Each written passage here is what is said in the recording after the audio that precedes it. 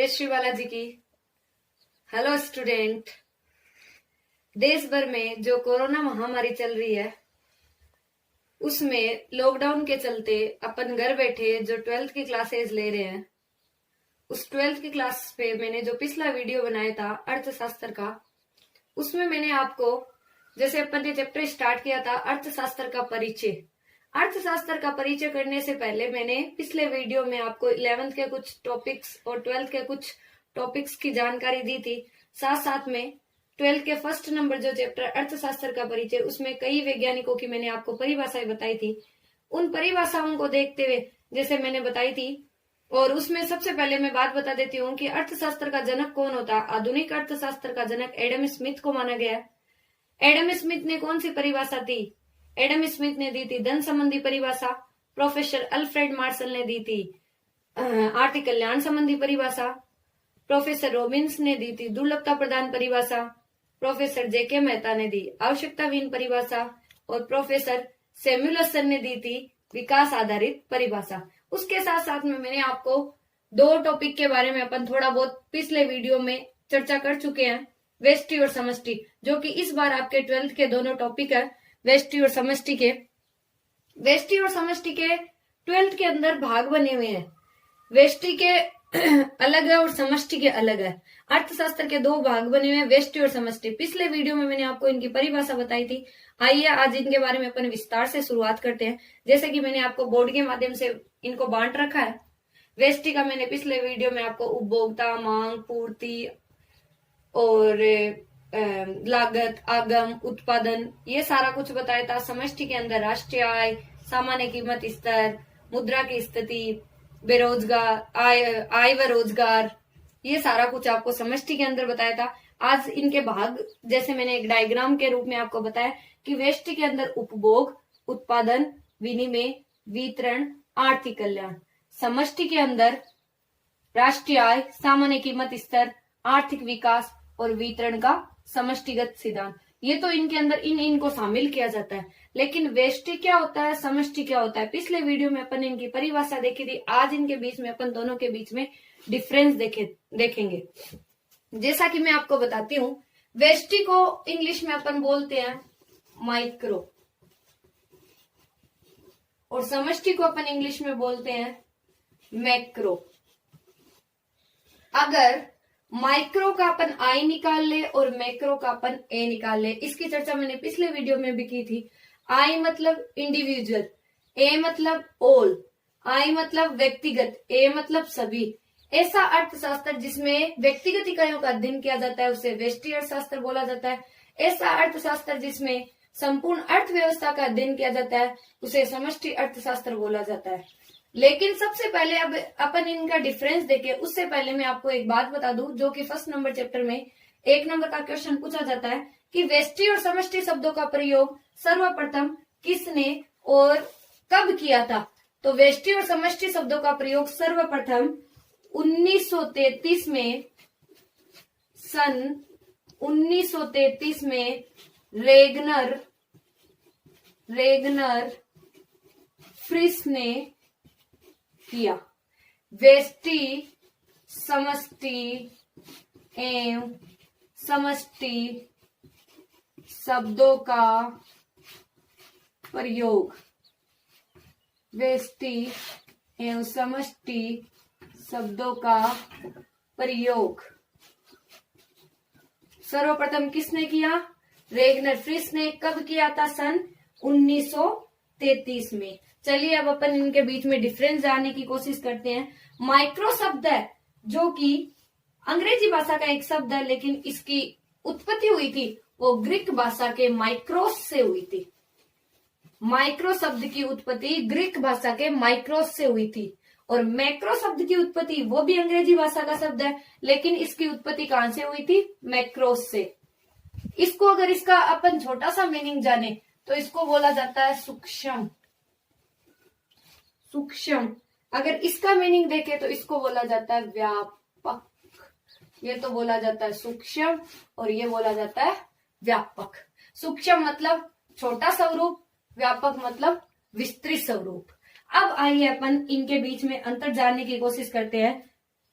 अंतर जिस प्रकार जाने तो एक आपको मैं टेबल बना के बताती हूँ। टेबल बनाने से पहले मैंने पिछले वीडियो में एक अर्थशास्त्र की, दोनों ही अर्थशास्त्र संबंधी परिभाषा बताई थी एन ग्रेगोरी की, कि एन ग्रेगोरी ने बताया कि व्यष्टि अर्थशास्त्र वह अध्ययन है कि कैसे परिवार और व्यवसायिक फर्में निर्णय किस प्रकार से लेते हैं।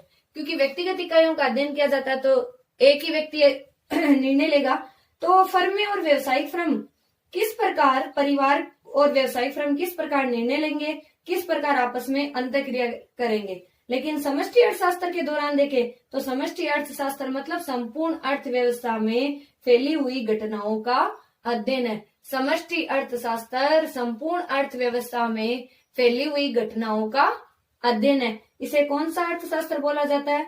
समष्टि अर्थशास्त्र। आइए चलिए अब इनके बीच में अपन डिफरेंस करते हैं।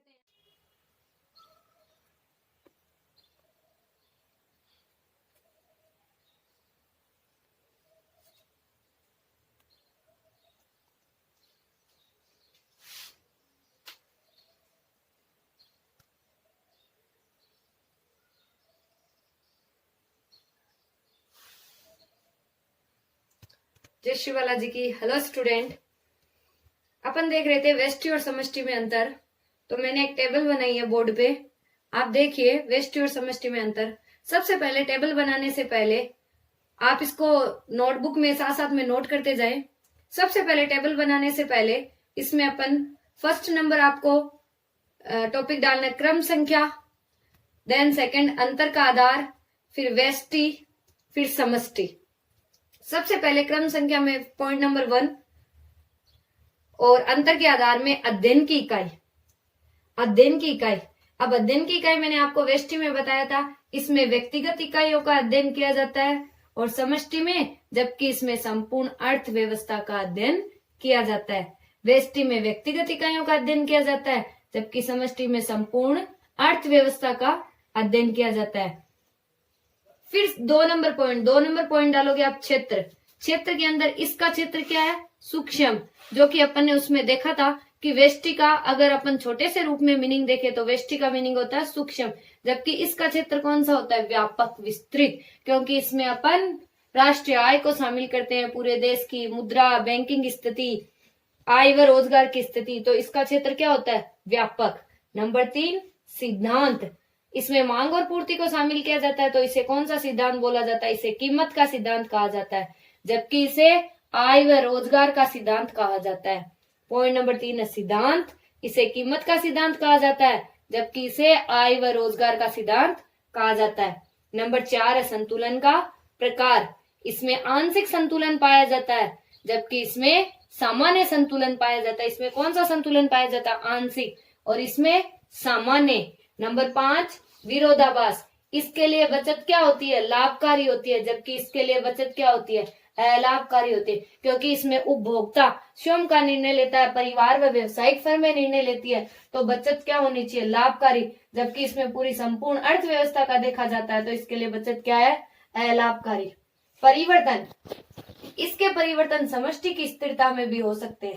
जो व्यष्टि के अंदर है उसमें जितनी समष्टि की स्थिरता रहेगी उसके परिवर्तन व्यष्टि में हो सकते हैं, जबकि समष्टि की स्थिरता पर व्यष्टि की बनावट में परिवर्तन का प्रभाव नहीं पड़ता। समष्टि में व्यष्टि की बनावट का कोई, व्यष्टि में जितने भी परिवर्तन की बनावट है उसका प्रभाव नहीं पड़ता। तो ये आपके 6 अंतर है व्यष्टि और समष्टि में। व्यष्टि और समष्टि का अपन ने देखा था कि व्यष्टि में, व्यष्टि का अर्थ अपन ने माइक्रो से लिया था और समष्टि मैक्रो। माइक्रो मतलब सूक्ष्म और मैक्रो मतलब व्यापक। इसमें व्यक्तिगत इकाइयों का अध्ययन किया जाता है, जबकि इसमें संपूर्ण अर्थव्यवस्था का अध्ययन किया जाता है। अपन ने 6 पॉइंट देखे थे इसके अंदर, 6 पॉइंट जो कि मैंने आपके बोर्ड पे नोट किए हैं। सबसे पहला अपन ने देखा था अध्ययन की इकाई, दूसरा क्षेत्र, तीसरा सिद्धांत, चौथा संतुलन का प्रकार, 5वां विरोधाभास और 6th नंबर परिवर्तन। तो फर्स्ट अध्ययन की इकाई, इसमें व्यक्तिगत इकाइयों का अध्ययन किया जाता है, जबकि इसमें संपूर्ण अर्थव्यवस्था का अध्ययन किया जाता है। इसका क्षेत्र क्या होता है? सूक्ष्म होता है, और इसका क्षेत्र क्या होता है? व्यापक होता है। इसे कौन सा सिद्धांत कहते हैं? इसे कीमत का सिद्धांत कहते हैं, जबकि इसे आय व रोजगार का सिद्धांत कहा जाता है। इसमें आंशिक संतुलन पाया जाता है, इसमें सामान्य संतुलन पाया जाता है।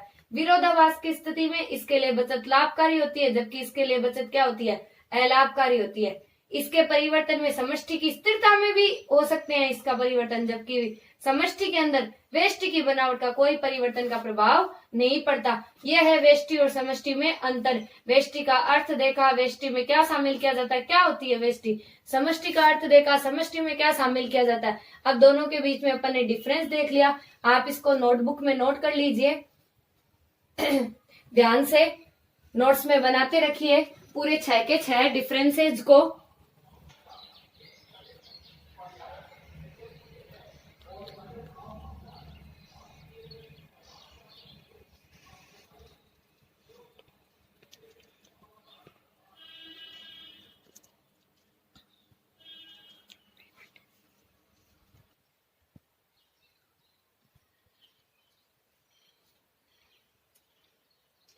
अब अपन ने जो वेष्टि और समष्टि में अंतर देखा, तो 1 नंबर के 2 क्वेश्चन और उठते हैं। जैसा कि अगर अपन एडम स्मिथ की, क्योंकि कल मैंने आपको बताया, पिछले वीडियो में मैंने आपको बताया था एडम स्मिथ ने धन संबंधी परिभाषा दी, तो एडम स्मिथ की एक पुस्तक भी है जिसका नाम है an inquiry into the nature and causes of the wealth of nations. An inquiry into the nature and causes of the wealth of Nations.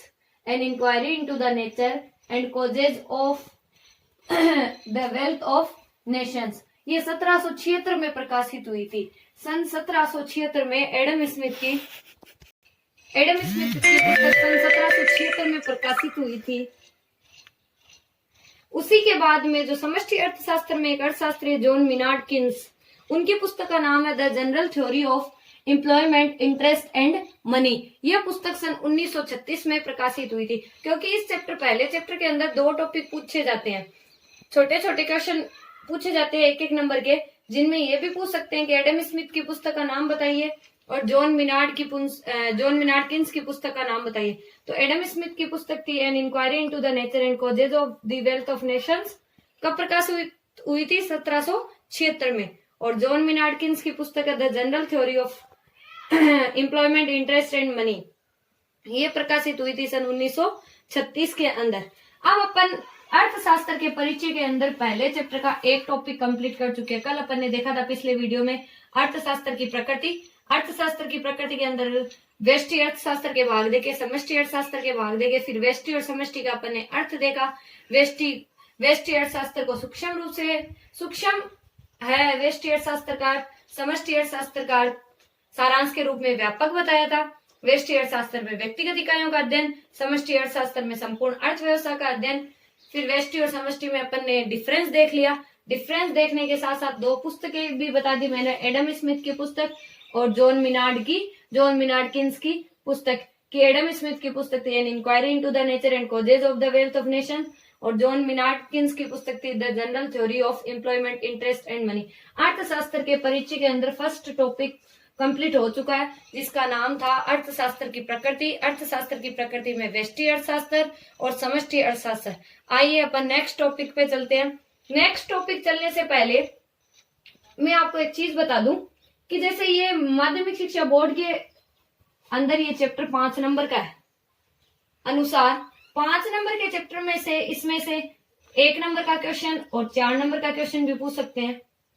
1 number 1 number के क्वेश्चन पूछ लिए, 1 2 नंबर का क्वेश्चन भी पूछ सकते हैं, या 1 नंबर का 2 नंबर के क्वेश्चन। मतलब 1 नंबर का तो क्वेश्चन कंपलसरी है। ये चैप्टर जो ही अपन इसके सारे टॉपिक पढ़ लेंगे तो मैं इनके छोटे छोटे क्वेश्चन है वो भी आपको लिखवाते चलूंगी। साथ साथ में मैं आपको वीडियोस सीधा बोर्ड ही दिखा रही हूँ, तो आपको लिखने का भी मौका दे रही हूँ। अभी आप इन दोनों पुस्तकों के नाम नोट कर लीजिए, कब प्रकाशित हुई थी और क्या क्या है। एडम स्मिथ की पुस्तक और जॉन मिनार्ड किन्स की पुस्तक।